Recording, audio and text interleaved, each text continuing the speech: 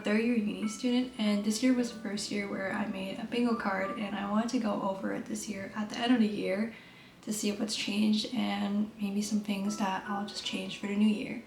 So this year was also the first year where I journal consistently. I actually found my first journal this morning when I was cleaning my room, but this was the first one I used, maybe from January until mid-March. And then this one was the one I used after, from March till today. I literally have 2 pages left, so I'm gonna get a new one for 2026. And this one is from Oh I'm Good.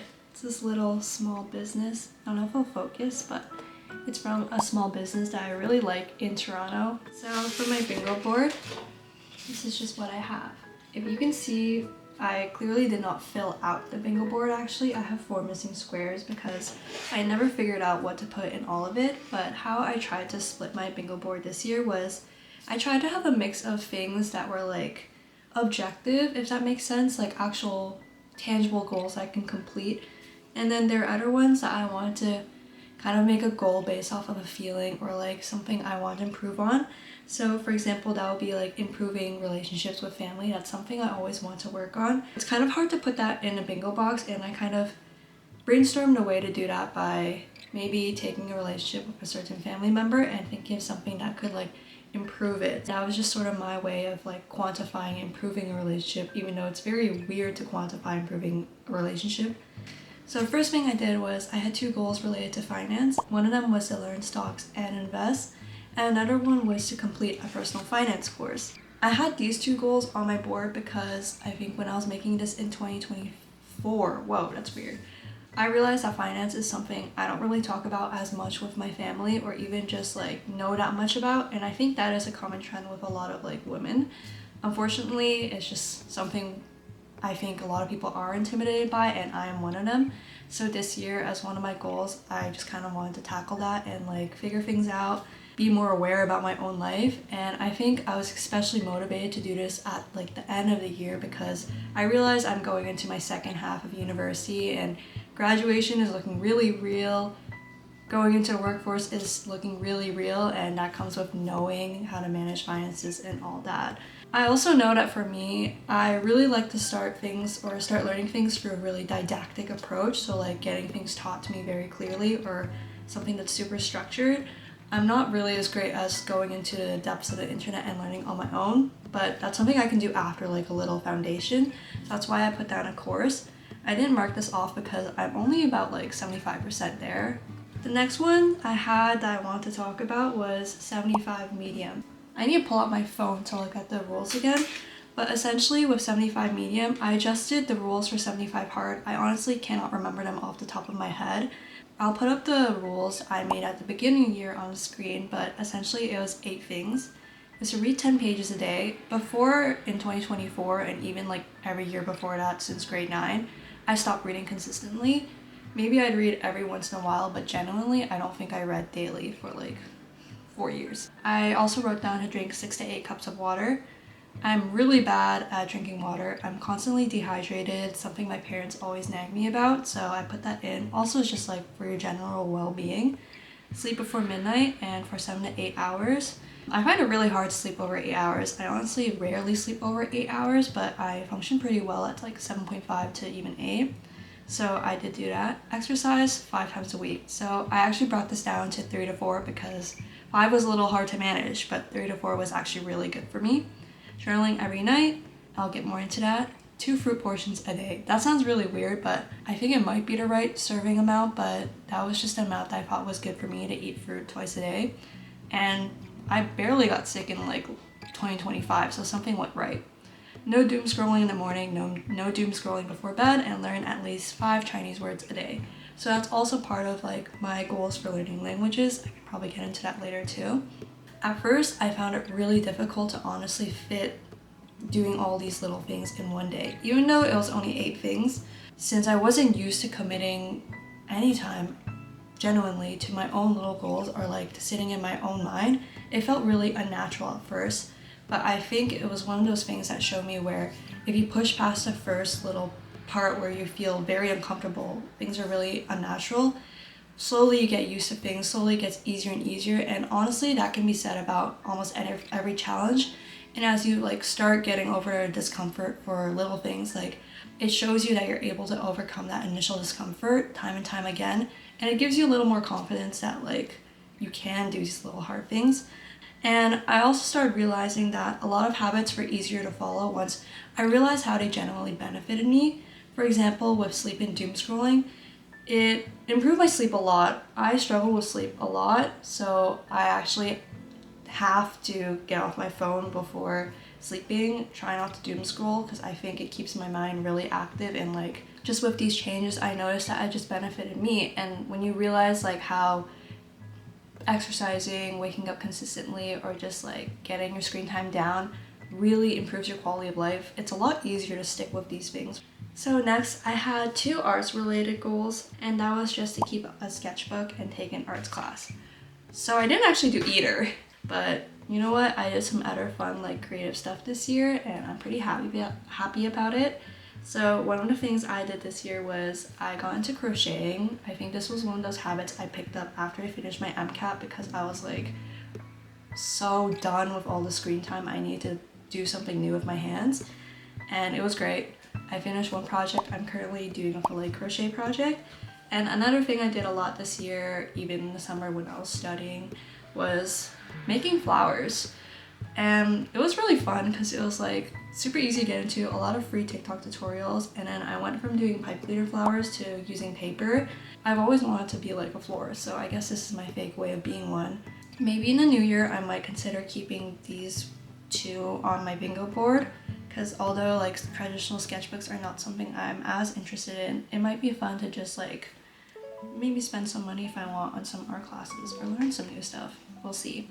I don't know if everyone if you saw this blog already, but it was to finish remembering the Hanzi. Essentially for that book, it's just a way to learn 1,000 Chinese characters in probably one of the fastest ways. So I was introduced to this by a friend in high school, and I feel like I've been very on and off with it. Like maybe I've reached 50 words a couple times. As I mentioned with the 75 medium, one of my goals was to do 5 words of Chinese every day. And essentially what I would do is go through that book and then learn like those 5 words. It uses like fun stories since all those Chinese letters are very symbolic. And then I just like use those 5 unsuspended and Anki, and then I just keep on reviewing it so it sticks in my mind. And I think I got to about 300 words and I stopped. A lot of habits I actually stopped when it got to summer, because that's when I got into studying for the MCAT and also working like 20 hours a week. Although I think I would have and should have had time to fit in all these little habits still, I found it a little hard to like balance. Honestly, I did not pick it back up after either, and that's a little bit of a disappointing part, but I think I can keep it up in a new year. Right now I'm just like doing Duolingo and reading some short stories. Ideally, I want to get through to my goal of learning 5 languages. Right now I'm sitting at like English, Cantonese, Mandarin kinda, French kinda, and then a 5th, I don't know. 2 of the things I had related to fitness was run a 5K race and then run 10K. But I never ran a 5K race, but I did consistently run like 5K quite often in the summer because I found it to be a good outlet after sitting all day studying or working. Although I didn't run a race, I did run it a lot, and that's fine. Actually, I have a 3rd goal I didn't even realize. It's to do a pull-up. I can't do an unassisted pull-up yet. Maybe one day. Definitely still working on it. And then running 10K, I got close. I think the furthest I ran this year was 8K. I keep on forgetting, I actually had a 4th goal related to fitness, and this was better mobility. Honestly, given how much I sit and work, I think this is more of a necessity rather than a goal. This is a really broad goal, but with better mobility, I think I was envisioning stretching every day, and that's not something I did. So I am trying to be more aware of that. Like lately I've been trying to look at 5-minute posture stretch just because I sit so much. And then as I mentioned earlier, I have a few things that are related to family and also just generally improving my relationships because it is something I hold very close to my heart. And some of the things were like rappers with my dad, spa with my mom, more walks with grandma. I think with quantifying improving a relationship in a box, let's just say like Raptors did not happen. They were doing really bad and my dad didn't think it was worth it to watch together. Fair enough, so it's not there.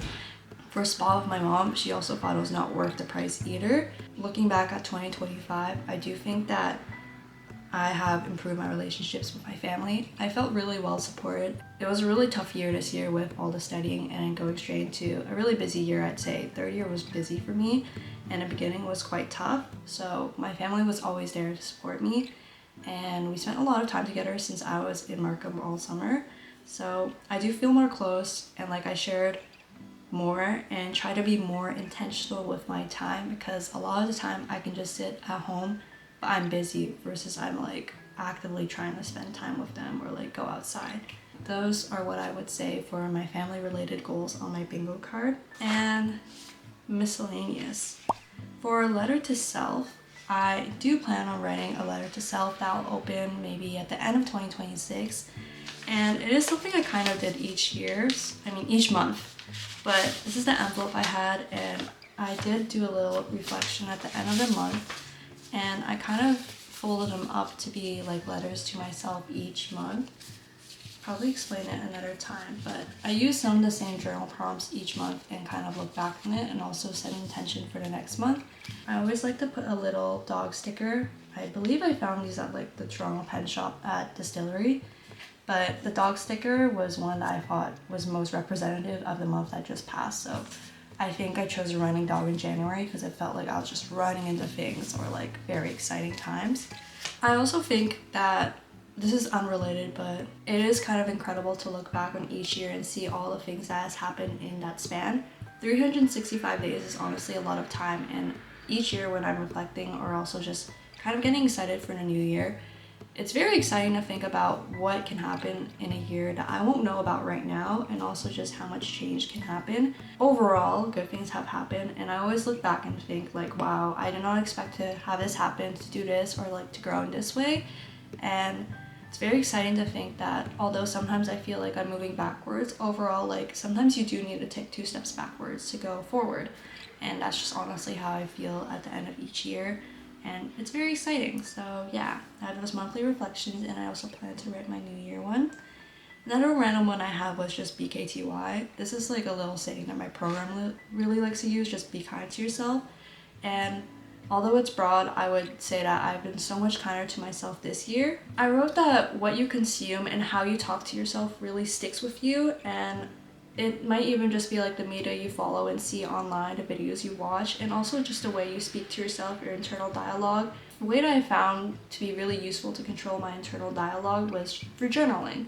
So this year was the first year I showed my 2 journals, but I honestly journal almost every day. I was really consistent with it.